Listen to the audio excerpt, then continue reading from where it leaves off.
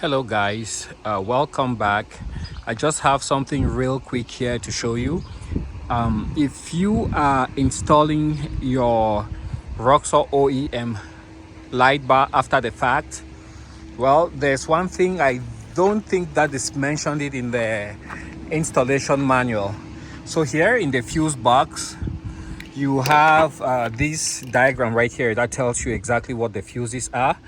If you look at R7, the relay R7, it says R7 is the front LED light, which is optional.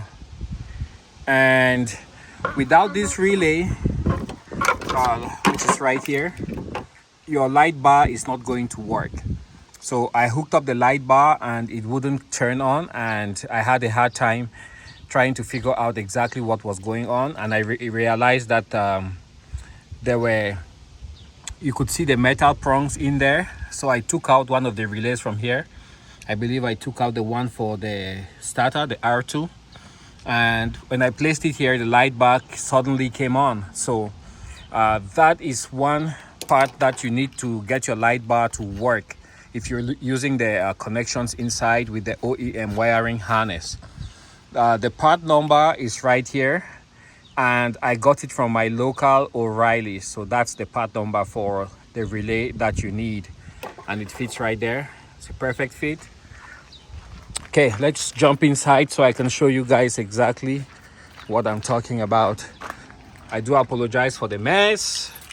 Everything is still it's always a project with this Roxor. I have no problems with it, but it's just like where I come to play around. So there I have it on ignition and accessories. You will need this switch, which I was lucky to get from eBay from a used Roxor, but it's almost like brand new. So this is the switch you need, and when you get the switch, you put it in with the light side facing upwards. So now I can go ahead, turn on the switch, and you see the light comes on. Works great. So the next challenge I have now would be how to mount the light on the roof or wherever I choose to mount it, but it's more likely than not going to be on the roof. The challenge is mostly because, as you guys can see, this roof is designed to be easily removed.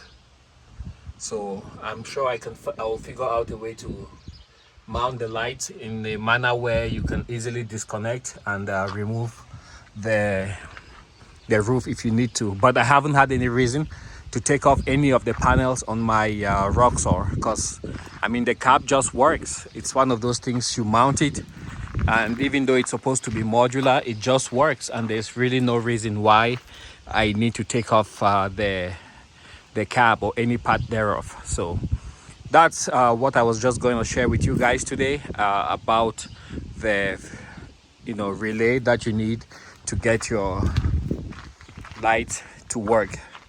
So I guess we can close this up. We're done with that,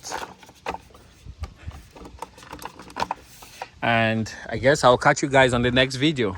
Thanks for watching.